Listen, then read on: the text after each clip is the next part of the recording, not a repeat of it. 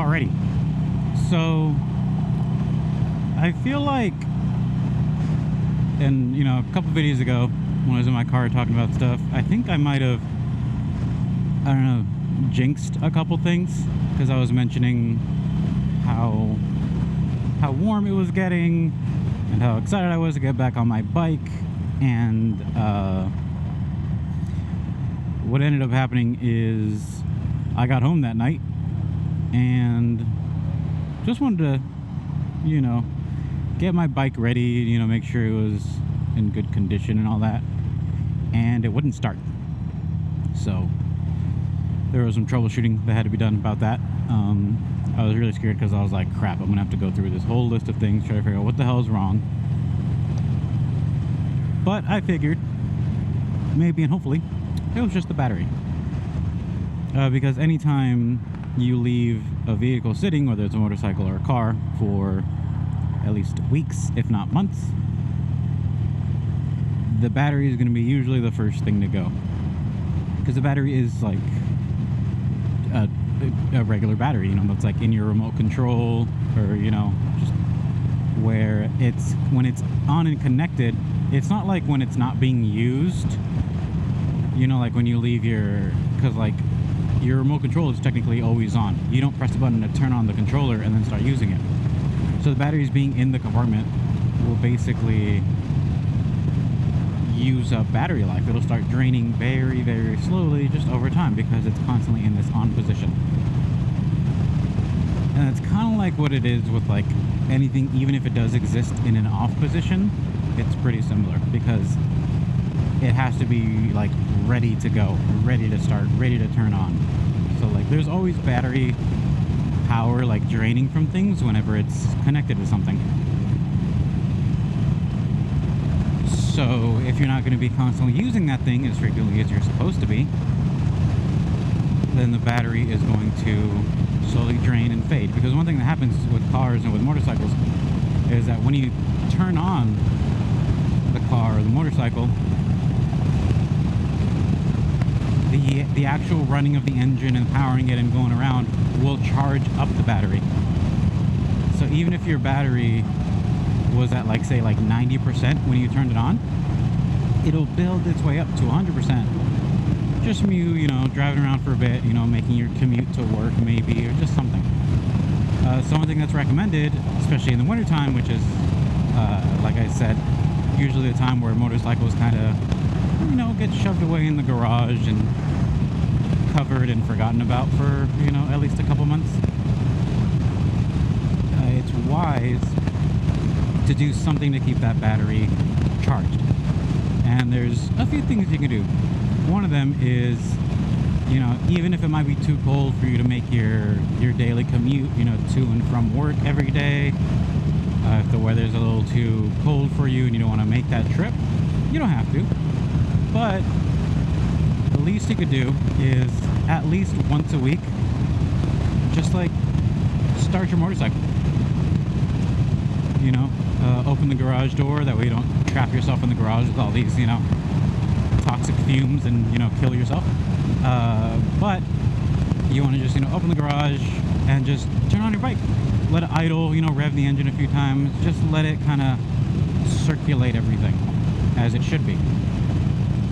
And the one better thing you could do than that is actually, like, take your bike for a spin. Like take it around the neighborhood, ride it around the block a few times, 5, 10, 15 minutes, whatever you want to do, just to keep the systems good, keep the fuel circulating, all these things, all these components, and get your battery a nice little charge. So you could do that. What you could also do is just remove your battery from the bike and hook it up to a charger. That way, it's not in the bike, it's not draining power from the bike, it is just, sitting on a shelf charging.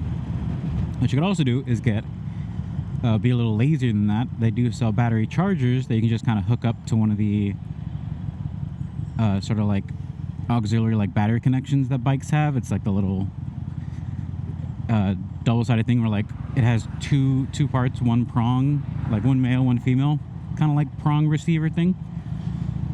And you just hook up a battery charger to your wall and then hook that up to the one of those cables on your bike, and then boom, you're getting your battery charged, and it's, you know, gonna stay alive. And then another thing you could do is, like, obviously this is going to be something you're going to do if your battery finally dies, is you can take it somewhere, you know, like AutoZone, some other kind of like mechanic shop or something, and just get a charge, and they'll run the test on the battery to see, is your battery just dead because it lost charge, or is it dead because it's bad, is it failing? They'll let you know, and then we can kind of move forward and say, all right, charge my battery back to 100%, or let me please buy a new one, because I apparently am now in the market for a new battery. Come on, guys. So it really depends.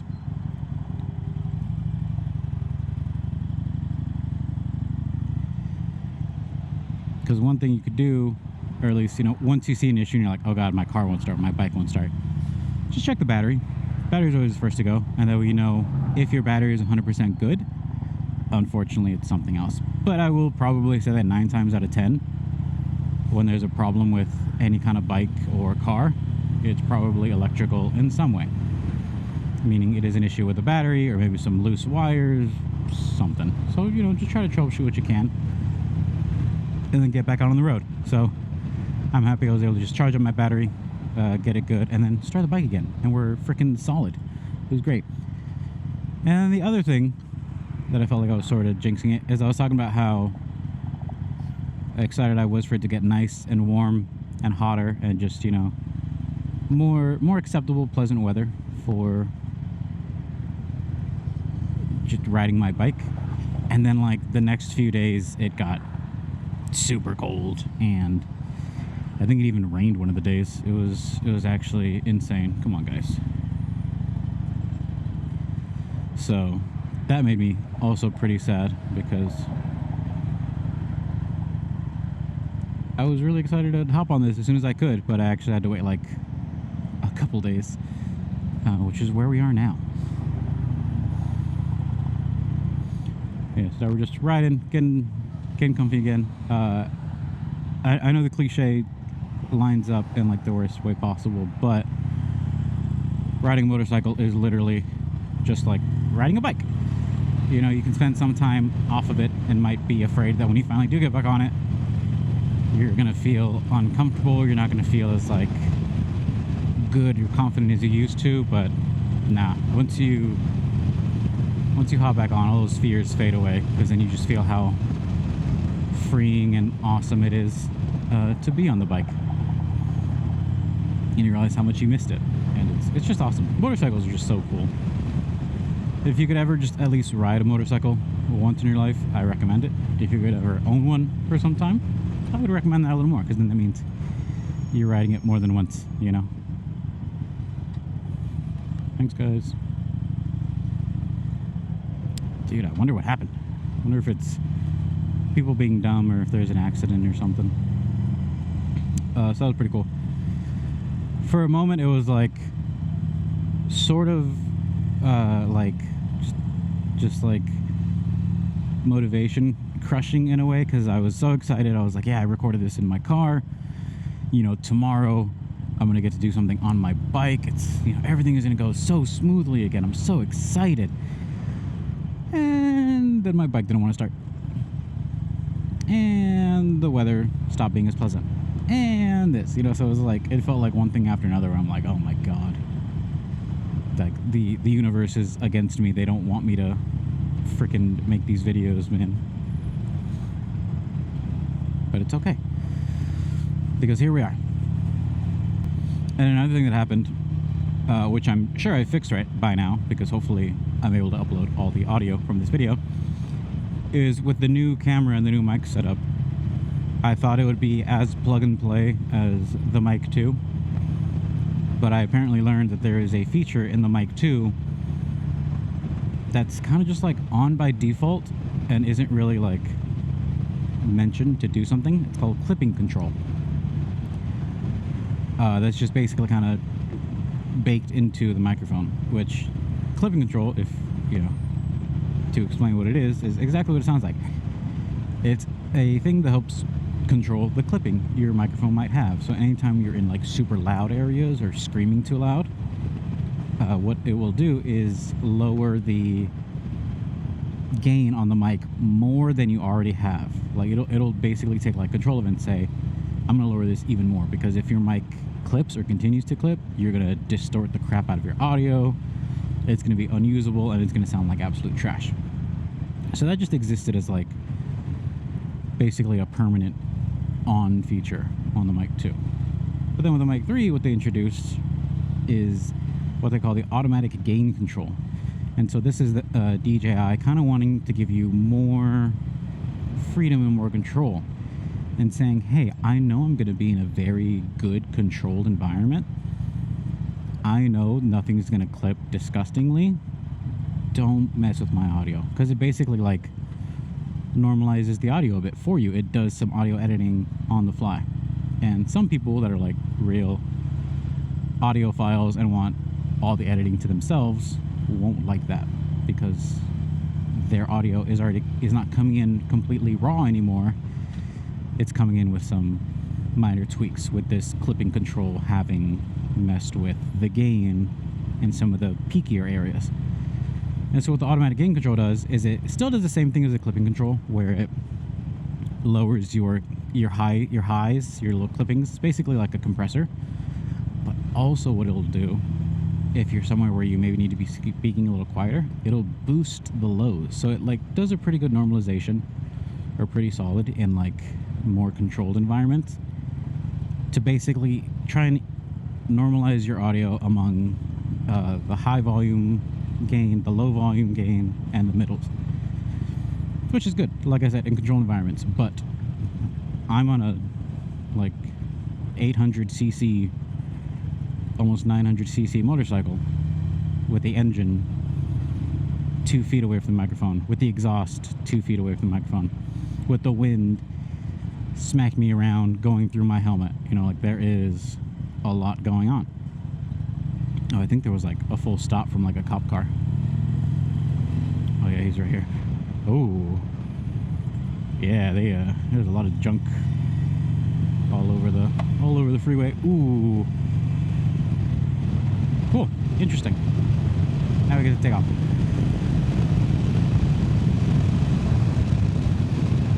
So yeah, so me, like I said, thinking that I would be able to do pretty much what I did with the mic 2 and just like tweak the gain down a little bit, because all I did on the mic 2 was lower the gain on the microphone to -12.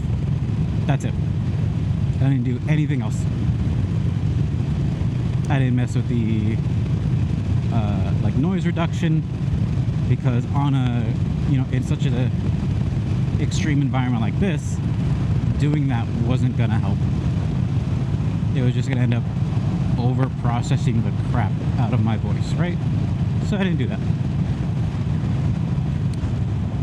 And then upon learning that my audio sounded like absolute crap once I went over like 30 miles an hour, I figured out that I needed to do something.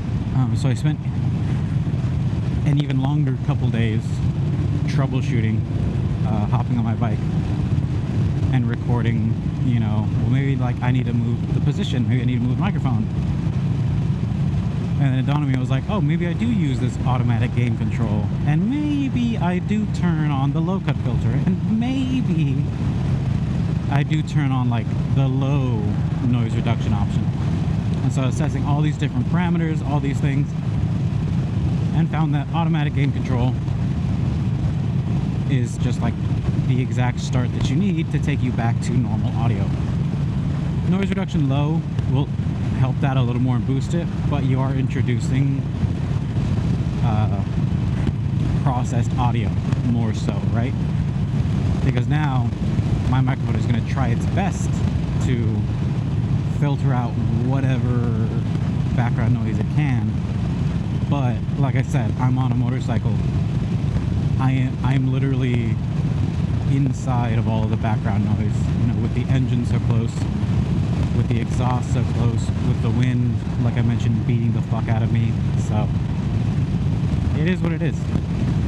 So I've opted for having the automatic gain control set to automatic and just no noise reduction, and we see how that goes. And hopefully, you know, like I said, I'm able to upload this video with all of its sound for once, instead of, you know, going home seeing that I have unusable audio and then crying a bit because I wasted, you know, 20 plus minutes recording video.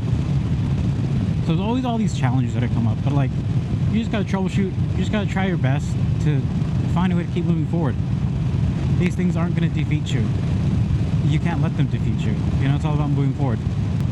It's one thing like where what I was doing, you know, was unfortunately, you know, over the course of like the last half of 2025, was I was letting these fears and these doubts and these anxieties get the best of me, where, you know, at the base of it all, I wanted to make videos. I wanted to just constantly be doing stuff, even if it's great stuff, even if it's bad stuff, even if it's boring stuff. I just wanted to constantly be, you know,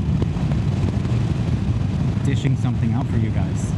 And I let the fear of all of that stop me, you know? And it really sucked, because it meant that I went like a good 6 months or so without making a new video. I think the last thing I uploaded was like August maybe, which sucks, because it would have been really nice to be in a much better mood to upload stuff around October, because my birthday's in October. And last year, a buddy of mine, we call him Sned, he did such an awesome thing. He paid for some tickets to fly me out to North Carolina, where he lives, and just like show me around and just have like a good trip with him and just vibe with, you know, one of my great friends. And this was like the first time I was meeting him in person. You know, I got to meet him and his wife, and you know, it was just such a nice, great trip, because we got to hang out. You know, we were watching the Sopranos together leading up to that, and so knowing when the trip was going to be, we kind of like started to like portion it a little bit so that we could do like the last, I think, like 8 episodes like the week I was there, which is super awesome. It was so fun, so great. And originally, because again, like I said, in the back of my mind, I always have this like content mindset of like, I want to make things, I want to do things. So, you know, once we like nail down what was going to happen, I got super excited. And what I ended up doing was, much like someone with content on their brain, I packed like my action cameras, I packed my Osmo Pocket 3, I packed my microphones, I packed all my camera gear, because I was like, this is a perfect opportunity for us to record videos, you know, like tours around, you know, the downtown of this city, the downtown of that city, a trip here, you know, a trip to the gym, you know, a hike that we went on. And I was so excited to do all these things that I instantly packed all of that stuff into my bag.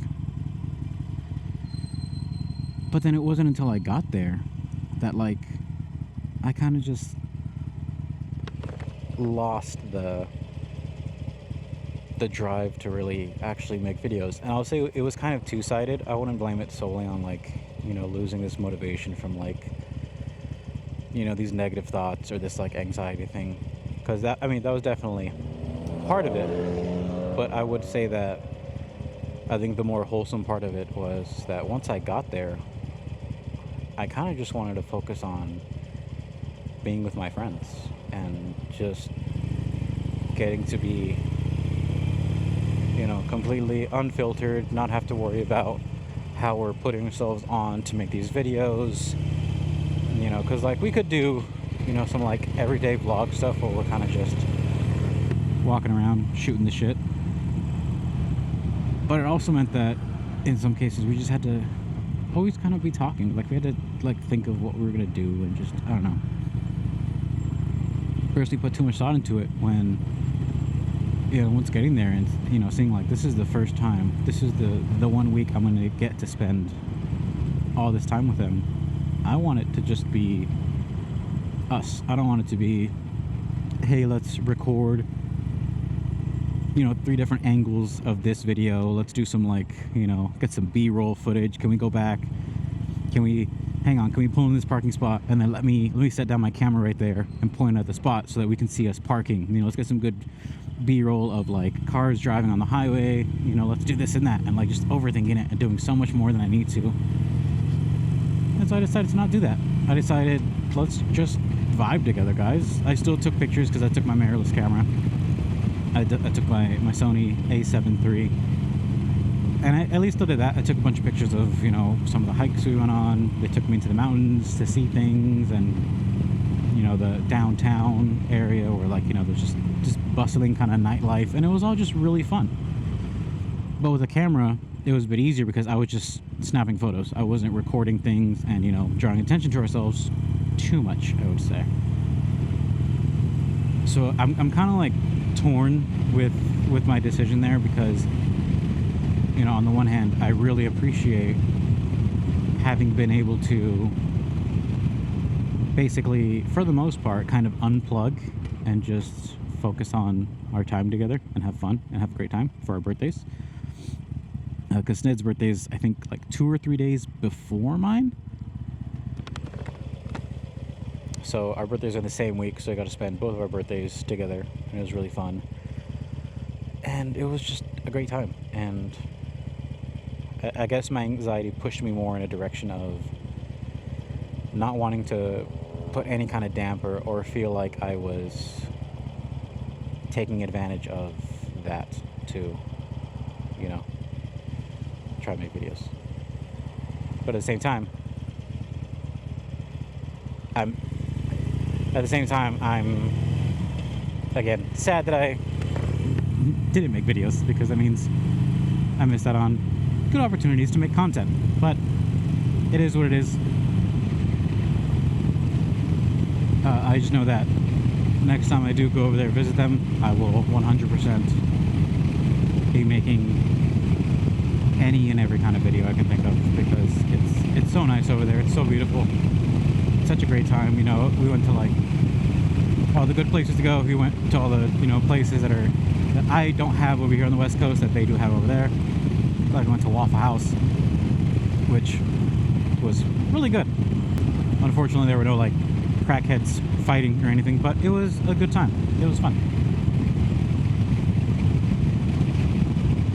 It was just really great to just be there and get to taste things. They took me to get some barbecue, and it was like, it's just so much fun that we did have together, that I just got to enjoy, that we got to have that like personally, privately, just us three. But then at the same time, I'm kind of sad I didn't share that with like you guys, But it is what it is.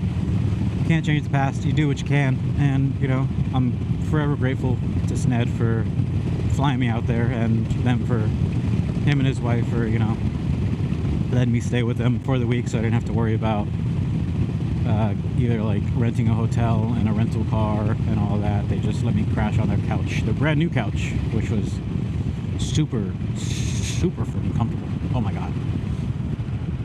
But yeah, it's just that sometimes, no matter what you do or what you want to do or what you plan, sometimes your brain is just gonna mess with you in a way. Sometimes your brain is just gonna say, I know you wanted this, but in the moment I feel different about it. And to that I say, you just have to honestly just push through. Just go with your original feeling. Go with your gut feeling of, I want to do this, so do it. Don't be afraid. Don't be afraid of being that cringe person that's recording and talking. Embarrassment is such a silly emotion to feel, because as long as you're doing something you want to do, who cares what other people think? As long as you're doing something to like better yourself, just do it. It's the same thing with like, when like heavier people go to the gym. Like me myself, I'm kind of heavy. I'm like 240 pounds, and I'm only like 5'7". So I've got a bit of a gut. I'm kind of a chubby dude. And when I first started going to the gym, it took me a while to like actually finally sign up because I was afraid of being looked at as the fat guy at the gym, when it's like, why should you feel bad about that? You're literally going to the gym to get skinny. Like, you're trying to fix yourself, you're trying to gain muscle, you're trying to lose fat. Why the hell would you feel bad about betting your life, you know? Like, anyone that makes fun of you for that is just not a good person. Because if they're looking at someone making the conscious, like, active decision to better themselves, to get healthier, fuck them. That's the exact kind of person that you don't want anywhere near your life, and doesn't even deserve to be casting any judgment upon you. So just go out there and do things, guys. Just whatever it is. It might be great, it might be okay, it might be somewhere in the middle, it might be bad, but you never know how something's going to be until you do it. Just go out there, do it, have fun, live your life. You only get one. So yeah, that's that. I've reached my destination. I'm gonna head inside, probably get some boba. I like boba. But also do some work and stuff. So I will catch you guys next time. Go ahead, like, comment, subscribe, and just any questions you might have about any of these things, the setups or anything. I'm always happy to talk about the settings I use, the setups I've built. I need to do maybe like a setup video to show you. Now that I have two cameras, I can more easily show you exactly how I get this camera onto my helmet. But yeah, I will catch you guys later. We'll see you next time. Bye.